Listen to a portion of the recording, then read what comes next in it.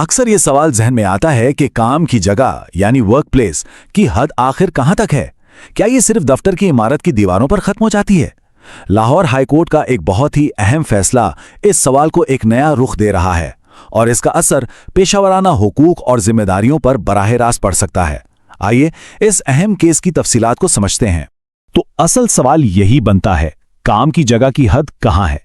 क्या यह सिर्फ दफ्तर की चार दीवारी है या इसका दायरा-ए-कार हमारे डिजिटल स्पेस, हमारे घरों तक जा सकता है? यही वो नुक्ता है जिस पर यह पूरा केस घूमता है।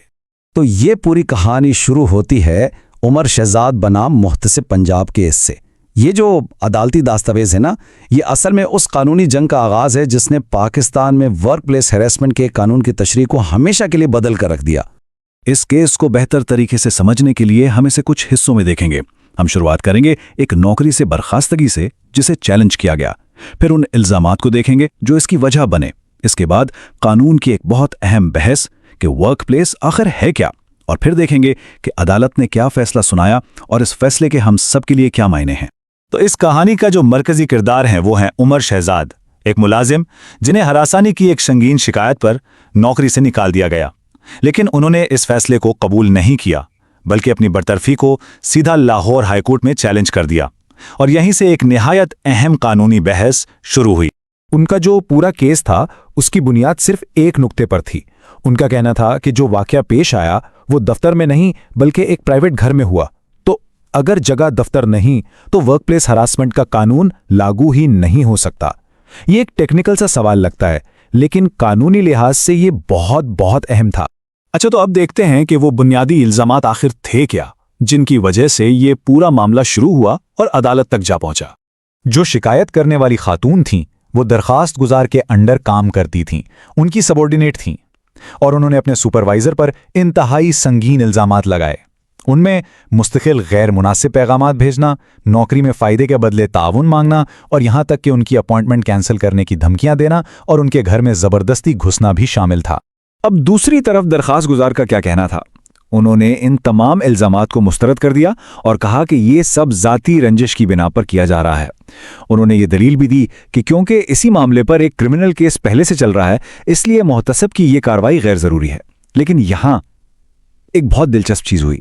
उन्होंने व्हाट्सएप मैसेजेस के होने से इनकार नहीं किया, उनकी ऑथेंटिसिटी को चैलेंज नहीं किया।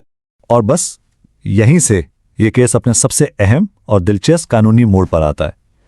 सवाल ये उठता है कि कानून की नज़र में वर्क प्लेस या काम की जगह आखिर है क्या? क्या ये सिर्फ एक बिल्डिंग है या इससे कुछ बढ़कर? इसका जवाब हमें कानून में ही मिलता है। The protection against harassment of women at the work place act 2010 के मुताबिक वर्क प्लेस सिर्फ दफ्तर की इमारत ही नहीं है। इसकी तारीफ में हर वो जगह शामिल है जहां इदारे का काम होता है, और सबसे अहम बात, इसमें दफ्तर से बाहर की कोई भी ऐसी सिचुएशन शामिल है जिसका ताल्लुक सरकारी काम या ऑफिशियल एक्टिविटी से हो। तो यहाँ पर दो बिल्कुल अलग अलग नुक्ताए नज़र आमने सामने थे। एक तरफ दरखास्त गुजार की दलील थी कि जगह यानी ज्योग्राफी सब कुछ है, वर्क प्लेस का मतलब है फिजिकल ऑफिस, जबकि दूसरी तरफ अदालत की तशरीह थी कि नहीं, जगह इतनी अहम नहीं है जितना कि मुलाजमत का रिश्ता, एम्प्लॉयमेंट रिलेशनशिप अहम है। और अदालत ने अपने फैसले में इस बात को बिल्कुल वाज़ेह कर दिया। ये जो कोर्ट है ना, इससे साफ जाहिर होता है कि अदालत के लिए असल सवाल ज्योग्राफी का नहीं था। असल सवाल ये था कि क्या एम्प्लॉयमेंट रिलेशनशिप, खास तौर पर सुपरवाइजर के इख्तियार का गलत इस्तेमाल हुआ है या नहीं, मकाम चाहे कोई भी हो।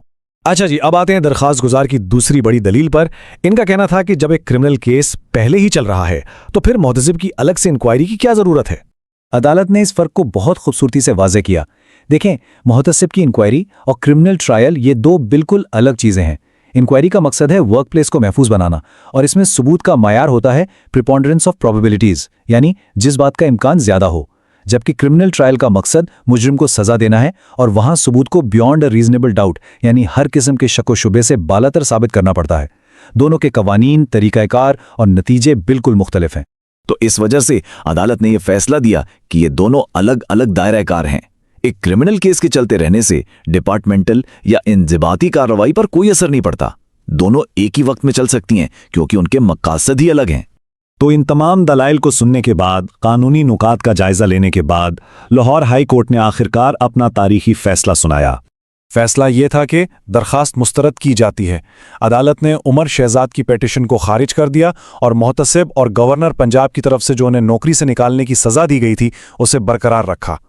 अदालत ने इस फैसले की बुनियाद कुछ अहम वजूहात पर रखी। पहली कि वर्कप्लेस की तारीफ बहुत वसी है, इसमें सिर्फ दफ्तर नहीं आता। दूसरी कि सुपरवाइजर और सबॉर्डिनेट के रिश्ते की वजह से एक वाज़ेह स्टैट्यूटरी नेक्सस या कानूनी रब्त मौजूद था। तीसरी कि इंतजामी इंक्वायरियों में इंसाफ की फराहमी ज़रूरी है, न कि कानून की बारीकियों में उलझना। और चौथी और सबसे अहम कि जो सबूत थे, खासकर वो व्हाट्सएप मैसेजेस जिन्हें तस्लीम किया गया था, वो हिरासनी के इल्ज़ाम को सपोर्ट कर रहे थे। तो सवाल यह है कि इस एक केस के फैसले के आज के इस मॉडर्न वर्किंग एनवायरनमेंट के लिए क्या माने हैं? इसके असरात शायद हमारी सोच से भी ज्यादा गहरे हैं। इस पूरे फैसले से जो अहम सबक मिलते हैं वो कुछ यूं हैं।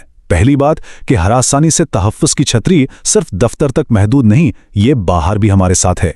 दूसरी कि असल मसला मकाम नहीं बल्कि प्रोफेशनल अथॉरिटी का गलत इस्तेमाल है।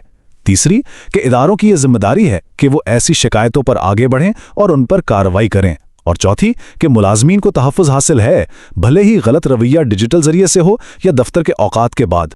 और आखिर में ये फैसला हम सबके लिए एक बहुत अहम सवाल छोड़ जाता है। जब हमारे पेशावराना रिश्ते दफ्तर के इमारत से निकलकर हमारी डिजिटल और ज़ाती ज़िंदगियों में दाखिल हो चुके हैं, तो फिर हमारी जिम्मेदारियां कहाँ से शुरू होती हैं और कहाँ ख़त्म? ये एक ऐसा सवाल है जिस पर हर प्रोफेशनल शख्स को ज़रूर गौर करना चाहिए।